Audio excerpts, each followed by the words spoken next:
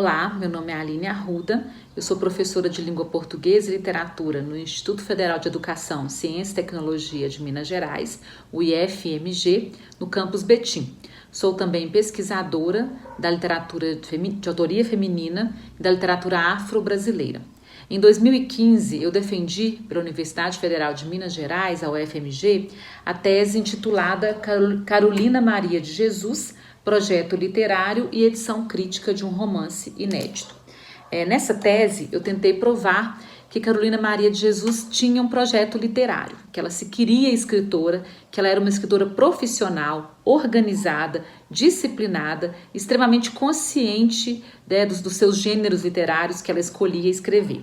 Carolina, muito antes da descoberta, entre aspas, de Audálio Dantas, que resultou na publicação em 1960 do seu quarto despejo, o seu diário best-seller, o Diário de uma Favelada, assim intitulado, ela já tentava publicar seus textos, já havia conseguido inclusive algumas publicações, e ela já escrevia, tanto que o jornalista encontrou em sua casa muitos cadernos manuscritos com seus escritos literários.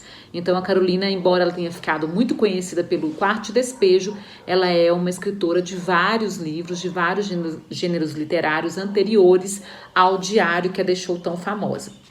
Carolina era confiante, como eu disse, disciplinada, passava limpo seus textos, e a gente percebe, analisando toda a sua obra, todo o seu projeto literário publicado e também os inéditos, que tinha um fio condutor, que há um fio condutor nesses textos, que esses, tanto dos diários, quanto da ficção, quanto também dos seus textos em verso, e até das suas canções, já que Carolina gravou um LP também de músicas de sambas, Ela escreveu algumas cartas que a gente pode encontrar nos seus inéditos, e nessas cartas ela conversa com editores, ela conversa com amigos, ela fala da publicação de seus livros, ela fala que ela estava insistindo para ser republicada já na década de 70, quando ela já estava bastante esquecida pelas editoras, pelo mercado literário, infelizmente, ficou assim durante muitos anos. Ela reclama da mudança de títulos contra sua vontade, como por exemplo o livro Pedaços da Fome, uma novela melodramática, ficcional muito interessante, que o editor mudou para A Felizarda, Também a gente sabe que o livro Diário de Bitita, publicado na França, depois traduzido para o Brasil, o título que Carolina deu foi Um Brasil para os Brasileiros. Então havia essas controvérsias, essas manipulações que Carolina reclamou. Carolina tinha consciência de que não era o que ela queria, embora ela já tivesse escolhido seus títulos, a organização do seu projeto. Por ser uma mulher negra, uma mulher oriunda da favela, uma mulher pobre, uma mulher mãe solo de 3 filhos, ela foi perseguida, digamos, por esses homens, homens brancos, que dominavam e dominam ainda o mercado editorial e que a manipularam muitas vezes seus textos e também não fizeram justiça com a sua própria organização, com as suas vontades. Carolina exige nessas cartas novas edições dos seus livros, porque ela sabia que os leitores cobravam dela e muitas vezes ela não era respondida ou não foi atendida. Eu classifiquei, usei os conceitos para estudar a obra de Carolina, alguns conceitos, por exemplo, a escrita arqueológica e a escrita performática.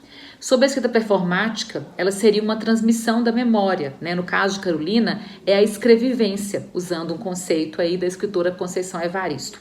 Nessa escrevivência da Carolina, quer dizer, de trazer da sua vida, do seu cotidiano, os pedaços, os trechos ali, e as ideias, e também das suas leituras, da sua vivência anterior à favela, e também posterior, já que ela só faleceu em 1977, ela sai da favela bem antes, ela vai levar para a sua literatura essa sua vida, Sua vida de mulher negra que sofria racismo, sua vida de mulher que também sofria com machismo, e sua vida também de mulher pobre que sofria com sua pobreza.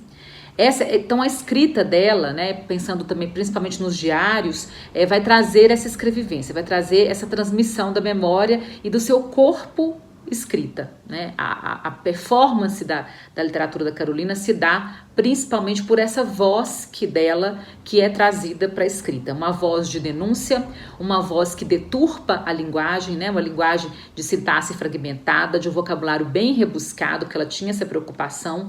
Uma escrita muito ansiosa, uma escrita faminta, né? E aí a gente faz também, claro, uma relação com a fome que ela passava no seu cotidiano junto com os seus filhos, especialmente contada em Quarto de Despejo, né? Quem leu sabe o tanto que a fome é uma personagem ali nesse livro, e Carolina traz então dessa forma performática a sua vida, a sua vivência para a sua escrita diarística principalmente.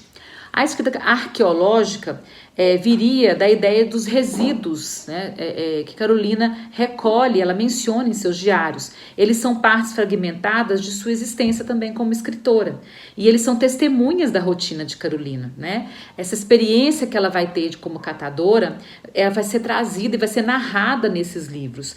Esse cuidado que ela tem depois em juntar, né, esses trechos, no mesmo caderno, por exemplo, escrever mais de um gênero literário e misturar a escrita cotidiana. É uma arqueologia, né, uma literatura arqueológica. Ela é uma escritora arqueológica. Depois ela vai organizar seus cadernos, que hoje estão manuscritos, né, nessa coleção de inéditos.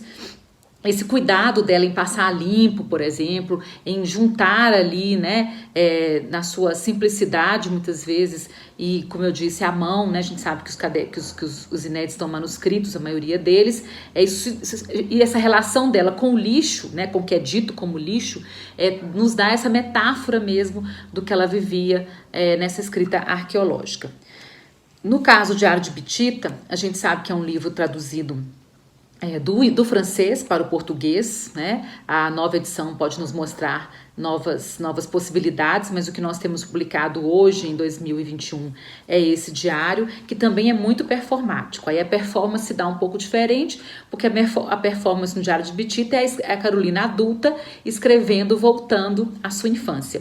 Então nós temos uma narradora, uma voz infantil muito perspicaz, muito sábia, muito inteligente, muito sagaz, né? É uma menina que a mãe se impressiona, os vizinhos se impressionam com a sua astúcia, né? A Carolina vai contar então para nós há pouco tempo que ela teve na escola, o que ela viveu na roça, depois as suas andanças, as suas erranças ali junto com a mãe, geralmente procurando pela sobrevivência, coisa que ela vai continuar fazendo depois, né, em São Paulo também, na capital.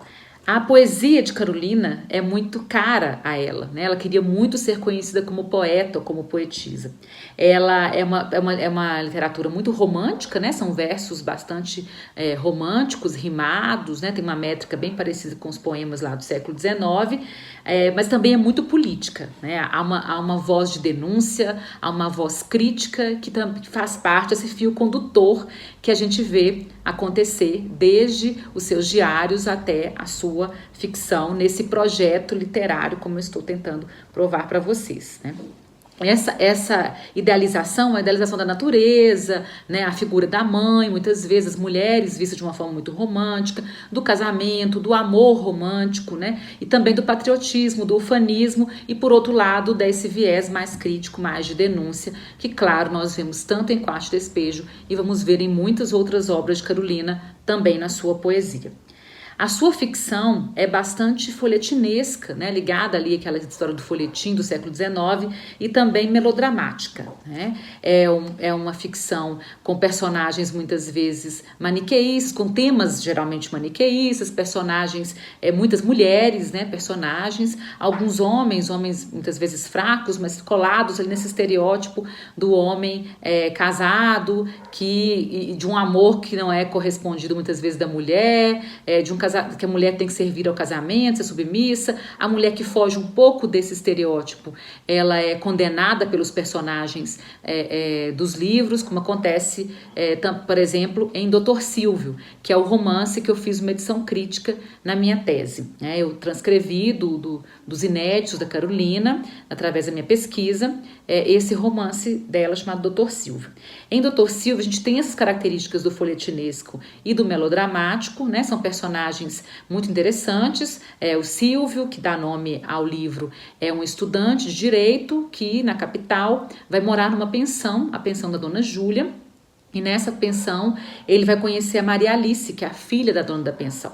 Ela vai se apaixonar por ele a engana, né, ludibria, só para ter dela uma mulher pobre com ele, um rapaz rico. Na cabeça dele ele não queria firmar um compromisso sério, mas ele não diz isso para ela. Ela então se apaixona perdidamente e ela engravida. Então eles vão ter que se casar, né, de acordo com os preceitos sociais aí da época, né? A mãe dela obriga que ele se case e também a Maria Alice espera isso dele. Eles voltam então para o interior, onde a família do Silvio tem uma fazenda, e nesse lugar ela vai conhecer a sogra, a dona Cláudia, que é uma mulher que inicialmente não gosta da Maria Alice, porque não concorda com esse casamento do filho, sonhava outras coisas para o filho, e a Maria Alice vai ter um casamento muito conturbado, né? Tanto com a perseguição da família do Silvio, por ela ser uma moça simples, né, de origem pobre, quanto também pelo Silvio, que não a ama, não a respeita dentro do casamento. E aí a gente vai ter uma questão de adultério, né, de uma submissão feminina, infelizmente, muito sofrida ali para Maria Alice. Depois ela vai ascendendo dentro do romance em termos de respeito da sogra, né, do próprio Silvio também. Não vou dar todos os spoilers, né? Mas lá pro então a gente tem aí, por enquanto, essa história mais linear.